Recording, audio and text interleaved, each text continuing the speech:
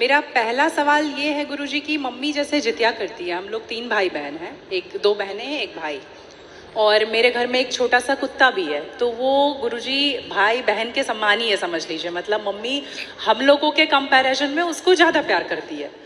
Most of the time उसके पीछे ही mummy का जाता है। तो जब मम्मी जितिया करती है तो कहते हैं सबको पहनाती हो वो बद्दी जितिया वाला, तो क्या हम उसको भी पहना सकते हैं? क्या पहनाती है? वो जितिया जो पहनते हैं ना, अभी जितिया वाला जो पर्व था कुछ दिन पहले। हाँ हाँ, या देखो नहीं पहनाना चाहिए? ये क्या होता है, पहले ये समझाओ, हम अभी समझे नहीं क्या होता है। भाषा मिसमैच हो मैं रही है। बताती हूँ। जैसे पति के लिए तीज किया जाता है, करवा चौथ किया जाता है, हाँ। ठीक उसी प्रकार से बच्चों के लिए जितिया का पर्व किया जाता है। हमारे यहाँ उसे संतान सप्तमी कहते हैं। शायद, मुझे इसका ज्ञान नहीं। हाँ हाँ, हमारे यहाँ उसको संतान सप्तमी बोलते हैं। ठीक जी, ठीक है, ठीक है। देखो, बच्चों के साथ बच्चों का व्यवहार करो। जीव मात्र से प्रेम करना बुरा नहीं है। सबसे प्रेम करो, सबको रोटी दो, सबको प्यार करो, सबको दुलार करो। प्यार दुलार करने में कोई बुराई नहीं, पर हर चीज की मर्यादाएं। आप जितना प्यार अपने पति से करती हैं, आप उतना प्यार, उस तरह का प्यार पर पुरुष से करेंगे तो ये मर्यादा के खिलाफ है। जी। मतलब प्यार, अब कहेंगे नहीं जी जैसा हम अपने पति से करते हैं वैसे तुमसे भी करेंगे, वो अमर्यादित हो जाएगा। उसी तरह हम गाय से जो व्यवहार कर सकते हैं वो कुत्ते से नहीं कर सकते। तो हर चीज की एक मर्यादा है।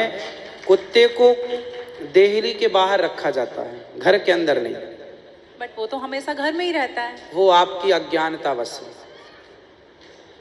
तो कुत्ता जहां जहां अपने पांव रख देता है, कुत्ता जहां जहां होता है, वो अशुद्ध हो जाती है जगह। कुत्ता के स्पर्श से अशुद्धि आती है। तो इसलिए कुत्ता को रोटी खिलाने का विधान तो है। कुत्ते को आवश्यकता है तो आप उसकी दवाई भी कराइए, है ना। अनायास उसे छूने का विधान नहीं है। तो फिर गुरुजी उसको घर से बाहर कर दें? बाहर क्या, कुत्ते घर के अंदर रहे कब? आज के जमाने में फैशन का जमाना, तो लग्जरी गाड़ियों में घूम रहे हैं कुत्ते। गाय है आपके घर में? नहीं गुरुजी, उसके लिए इसलिए नहीं पॉसिबल है क्योंकि आप फ्लैट में नहीं रख सकते हैं। आप खुद अगर रेंट पे रहते हैं तो आप समस्या तो यही है कि आज हम कुत्ते को रखने को पॉसिबल मानते हैं, पर गाय को रखना इम्पॉसिबल मानते हैं। गुरुजी, दिक्कत तो कुत्ते से भी है बहुत लोगों को। हाँ। लॉजिकली देखा जाए, अगर उसको हम बाहर लेकर के जाते हैं शौच के लिए तो उससे भी दिक्कत है, लेकिन कुत्ते में मैनेज हो जाता है क्योंकि हम बाहर लेके जाते हैं। एक्चुअली कुत्ते में आप लोग मैनेज करना सीख गए हैं। काश गाय के साथ भी मैनेज करना सीख गए होते तो गाय भी मैनेज हो जाती है अभ्यास से। अब कुत्ते के संग रहते रहते अभ्यास हो गया है। गाय भी ना, छोटी सी गाय आती है जो हिमालय तरफ की गाय है ना, वो बहुत छोटी सी होती है। वो गाय यदि आप घर में रखेंगे तो वो आपके बिस्तर में सो सकती है, वो आपके संग खा सकती है। मतलब इतनी छोटी सी होती है, 1 लीटर दूध देती है वो, और इतनी प्यारी गाय होती है, इतनी सुंदर होती है। मतलब पूरे भारत देश की सर्वश्रेष्ठ नस्ल है वो, सबसे सुंदर सर्वश्रेष्ठ गाय। वो गाय सिर्फ कम दूध देती है। मतलब अपनी गौशाला में जितने छोटे छोटे बछड़े हैं ना, छोटे छोटे, मतलब सामान्य गैया का जो बछड़ा 1 महीने में होता है ना, उतनी बड़ी तो वो पूरी गाय होती है। मतलब उसे आप गोद में लेके जा सकते हैं। वो बच्चे की माँ बन गई है, लेकिन उस गाय को आप अपनी गोद में ले सकते हैं, वो भी गाय होती है। तो कुत्ते वालों को उस गाय के साथ मैनेज कर लेना चाहिए। अच्छा, मतलब उस हाइट, मतलब उस गाय की हाइट की ग्रोथ नहीं है, वो गाय की हाइट, वो गाय बहुत छोटी सी होती है, इतनी सी होती है कि आप उसे गोद में ले सकते हैं। आप उसे गोद में लेके पूरे घर में घूम सकते हैं। मतलब इतनी छोटी गाय होती है वो। देखो, भगवान को पता था कलयुग में ऐसा होगा, इसलिए ऑप्शन दे रखा है। आप कुत्ते को गोद में लेके घूमते हैं, पर भगवान ने ऑप्शन दे रखा था, हम लोगों का ध्यान उस तरफ गया नहीं। सही बात। गुरुजी, मेरा दूसरा सवाल ये है कि ये सवाल बेसिकली मेरी बहन के घर वालों का है। चिकन नहीं खाना चाहिए क्योंकि उसमें जान होती है, कोई भी जानवर नहीं खाना चाहिए क्योंकि जान होती है। प्लांट में भी तो जान होती है ना गुरुजी? हाँ, होती है। तो फिर हम उसको तोड़ते हैं तो उसको नहीं दर्द होता? ऐसा उनके घर वालों का सवाल है, मेरे माध्यम से। नहीं, आप ठीक कह रहे हैं। देखो, किसी आप ना गेहूं को चबा जाइए, जी, चने को चबा जाइए, दालों को चबा जाइए, तो वो रोती नहीं है, चीखती नहीं है, उसमें रक्त नहीं होता, हड्डी नहीं होती, मांस नहीं होता, वो चीखती नहीं है, चिल्लाती नहीं है ना। पर आप मुर्गी को मारिए तो वो चीखेगी, चिल्लाएगी, भागेगी, खून है, हड्डी है, मांस है ना। एक्चुअली सिद्धांत है ना, देखो इतने सारे मर्द हैं, लेकिन इतने सारे मर्दों में एक मर्द ऐसा है जो आपका हाथ पकड़ के रह सकता है, आपका हाथ पकड़ के घूम सकता है, कोई कुछ नहीं बोल सकता, क्योंकि वो आपका पति है ना। समाज ने आपको इजाजत दे दी, आपकी मांग भर गई, मंगलसूत्र आ गया, अब समाज ने स्वीकार कर लिया कि ये मर्द, ये पुरुष अब आपका पति है। अब आपको दूसरे पुरुषों के साथ देखा गया तो आप अच्छे नहीं माने जाएंगे। तो जैसे समाज ने एक पुरुष के संग, एक स्त्री के संग इजाजत दे दी, शास्त्र ने इजाजत दे दी कि आप इसके साथ रह सकते, ये लीगल है, उसी तरह आपको गेहूं, चावल, अंकुरित अनाज चीजें, दाल, चावल, सब्जी, रोटी खाना लीगल, वेद ने आज्ञा दे दी, ये खा सकते हैं, मांस के लिए आज्ञा नहीं दी। पतिव्रता नारी पराये मर्द के संग, पराये पुरुष के संग घूमेगी तो समाज उसे ठीक नहीं कहेगी। उसी तरह हमें शास्त्र आज्ञा करते हैं कि हमारे ठाकुर जी, हमारे राम फल खाते हैं, हमारे राम फल खाते हैं, दाल, चावल, साग, सब्जी, बादाम, काजू ये खाते हैं, तो हमारे राम, हमारे कृष्ण खाए, मतलब वेद ने आज्ञा दे दी कि आप ये खा सकते हैं, ये खाने का पदार्थ है। मांस शेर के लिए है, बिल्ली के लिए है, कुत्ता के लिए। क्या आप कुत्ता हैं? क्या आप बिल्ली हैं? क्या आप शेर हैं? क्या आप चीता हैं? नहीं।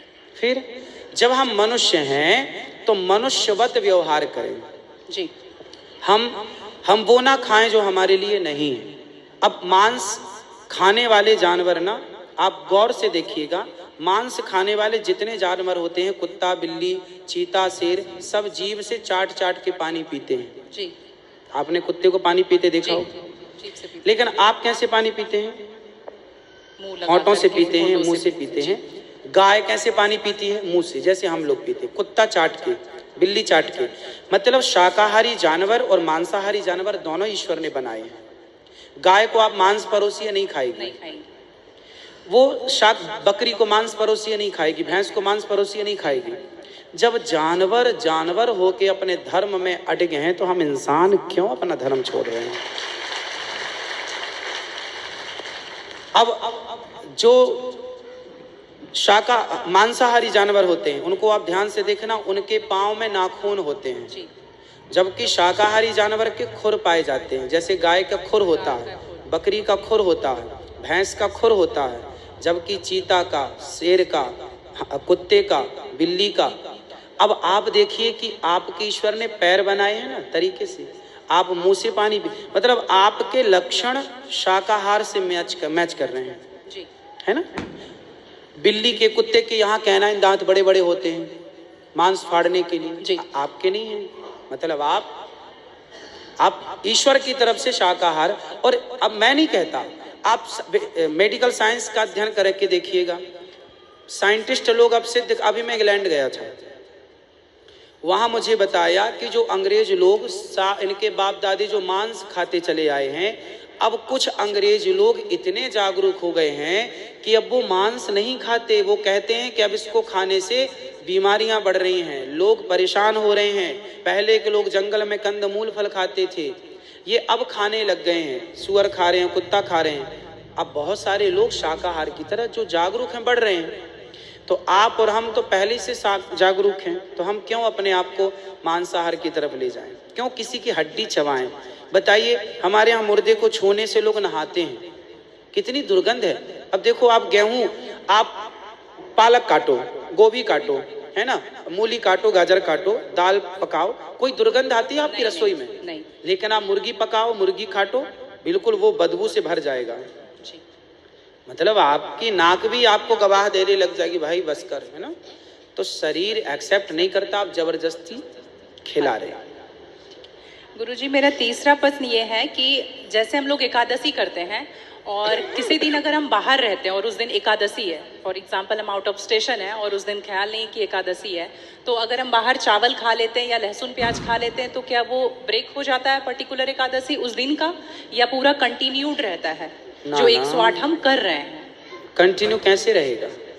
वो पर्टिकुलर वाला कैंसिल होता है ना जिस दिन हम खा लिए बाहर। हाँ, आपने जो खा लिया वो एकादशी भंग हो गई जी, और पीछे से जो हम कंटिन्यू जो करते आए हैं वो तो जो किया वो मिलेगा, जो आगे करेंगे वो मिलेगा, पर हमें इस बात का ध्यान रखना चाहिए। यदि आपने एक बार खा लिया, एकादशी के दिन कोई ने धोखे से कुछ खा लिया, चावल खा लिया, रोटी खा ली, बिस्किट खा लिया, तो भगवान से क्षमा मांगनी चाहिए, प्रभु अज्ञानवश हुआ, हमें क्षमा कीजिए, और फिर उतने को ही फलाहार मान लेना चाहिए, फिर कुछ नहीं खाना चाहिए। जैसे आज आपने धोखे से चावल खाया, आपने खाया ही एक कौर, तभी याद आया आज तो एकादशी। अब आप बोलेंगे नहीं, हे प्रभु अपराध हुआ, क्षमा, भगवान का नाम जप करो, और उसको ही अब मान लो कि अब मेरा पारण हो गया, अब फिर मैं कुछ नहीं खाऊं, तो फिर वो पूरी एकादशी मान ली जाएगी। गुरुजी, मेरा चौथा सवाल ये है कि आप कहते हैं दारू पीना पाप है, चिकन खाना पाप है क्योंकि उसमें जान है। दारू में ऐसी कौन सी चीज मिली होती है कि उसको पीने से पाप हो जाता? अगर आप पी के कुछ गलत कर रहे हैं तो फिर गलत है लॉजिकली, तो फिर पाप क्यों? और अगर दारू में नशा चुकी होता है, अगर वो पाप है, तो फिर तो पुड़िया खाना, सिगरेट पीना, सारी चीजें पाप में आ जाएंगी। पाप अलग विषय है, अभी मैं समझा देता हूँ आपको। जब हमारा देश गुलाम था जी, तो एक अंग्रेज ने एक पंडित जी की कनपटी पे बंदूक रखी, और अंग्रेज ने कहा, ये पंडित जी यहाँ आओ, तुम बड़े पुजारी हो? हाँ पुजारी हूँ। हिंदू हो? हाँ। आज मैं तुम्हें गोली मारूंगा। पंडित जी बोले, क्यों मारोगे? बोले, आज 4 चीजें तुम्हारे सामने हैं। अंग्रेज ने 4 चीजें पंडित जी के सामने रखी। पहले, पराई स्त्री लाके रख दी, तुझे आज इसके संग रहना है। दूसरा, मांस रख दिया, आज तुझे मांस खाना है। और तीसरा, ढेर सारा सोना रख दिया। इतना सोना तो रोज भीख मांगता है ना, ले जा सोना। और चौथी, दारू रख दी, शराब। इन 4 में एक चीज तुझे लेनी पड़ेगी, नहीं लेगा तो गोली मारूंगा। बोल, क्या लेता है? पंडित जी बोले, पराई औरत तो मैं नहीं देख सकता, मार दो गोली मुझे, पर मैं पराई स्त्री के, मेरी माँ बहन, मेरे संस्कार ऐसे हैं कि ये मेरी माँ बहन और बेटी है, ये मैं मर जाऊंगा पर चरित्र में दाग नहीं लगने दूंगा, तो ये स्त्री तो मैं नहीं ले सकता। अब मांस भी मेरे धर्म के खिलाफ है, आप गोली मार दो, मैं ब्राह्मण हूं, मैं मर जाऊंगा पर ये धर्म नहीं छोड़ूंगा। और रहा ये सोना भी नहीं लूंगा, क्योंकि मैं भीख इसलिए बेईमानी करता तो भीख क्यों मांगता? मैं ईमानदारी से भीख मांग के खा सकता हूँ, बेईमानी का करोड़ों नहीं ले सकता, इसलिए सोना भी नहीं लूंगा। हाँ, पंडित जी को लगा ये तो पानी है, दारू शराब, उनको दारू पानी लगा, ये तो पानी है। पंडित जी को बेचारों को पता नहीं था कि दारू का क्या मजा है। अब उनको लगा ये पानी है, पिएंगे निकल जाएगी। पानी समझ के पंडित जी ने बोला कि चलो, गोली कनपटी में बंदूक रखा है, चलो पी लेते हैं, अभी निकल जाएगी शाम तक। पंडित जी ने दारू पी, और जब दारू पी ली तो दारू जब पी तो नशा चढ़ा, और जब नशा शराब का जब नशा चढ़ता है तो इंसान नहीं रह जाता। जैसे स्त्रियों को, जिसको ऑपरेशन होता है ना जी, तो रीढ़ की हड्डी में डॉक्टर एक इंजेक्शन लगाते हैं स्पाइनल में, जिससे शून्य हो जाती है। वो अंग क्या हो जाता है? कोई भी ऑपरेशन में डॉक्टर आपको शून्य कर देता है। उसी तरह शराब आपके मस्तिष्क को, आपके सोचने विचारने की क्षमता को शून्य कर देती है, माइंड को शून्य कर देती है। आप ये निर्णय नहीं ले पाते कि क्या सही है और क्या गलत है। अब पंडित जी जब नशे में झूमने लगे तो वो उस स्त्री को छेड़ने लग गए, ए यहाँ जा, नशे में। तो यही तो प्रश्न था मेरा गुरुजी कि वो नशे में ऐसा कर रहे हैं तो गलत है। अगर जो बोलते हैं हम जेंटलमैन पैक पीते हैं, हम 2 पैक पीते हैं या 3 पीते हैं। अच्छा ये बताओ, नशे में करने लगे तो गए, वो नशा आया कहाँ से? शराब जहां पीने से का। आया वही तो गलत है। नहीं, तो गुरुजी- सारे फसाद की जड़ तो वही है। गुरुजी जब ज्यादा पी ले रहे हैं तो ऐसा हो रहा है, जो कम पी रहे हैं और ये कह रहे हैं कि कम पीने से ऐसा नहीं होता, आप ज्यादा कुछ भी हमारे यहाँ करोगे तो 5 महापाप गिनाए हैं शास्त्रों ने। जी 5 महापाप, उनमें से एक शराब है। शराब है, हाँ। शराब को महापाप इसलिए कहा गया है, ये बुद्धि भ्रष्ट, शराब पीने वाली की बुद्धि सात्विक नहीं हो सकती। आप शराब पीजिए, आप शराब पीने वाला व्यक्ति आध्यात्मिक नहीं हो सकता। जो ईश्वर से कनेक्टिविटी है, जो हम आध्यात्म जगत की बात करते हैं, देखो आप शराब पीने के शराब लोग क्यों पीते हैं? शराब कौन पीता है? समाज में 2 किस्म के लोग होते हैं। एक वो होते हैं, जैसे मैं सात्विक हूं, आप सात्विक हैं, आप चाहते हैं कि मैं भजन करूं भगवान का, ज्यादा हाय हाय नहीं, शांत खुश भगवान के चिंतन में। एक तो इस प्रकार का आदमी है भगवत चिंतन में, वो ज्यादा खाता भी नहीं। एक आदमी कैसा है जो विषय भोगी है। शराब शरीर को गर्म करती है जी, शराब शरीर को गर्मी पहुंचाती है। और जो व्यक्ति भोगी होता है, जिसे भोगों को भोगना है, वो लोग शराब का उपयोग करते हैं अपने भोगों की क्षमता को बढ़ाने के लिए। अब जिसे भोग भोगना है वो तो अपनी क्षमता भोगों की बढ़ाए और शराब पिए, परंतु जिसे भगवत प्राप्ति करना हो, ईश्वर से नेह करना हो, मन लगाना हो, संत लोग एक टाइम भोजन करते हैं,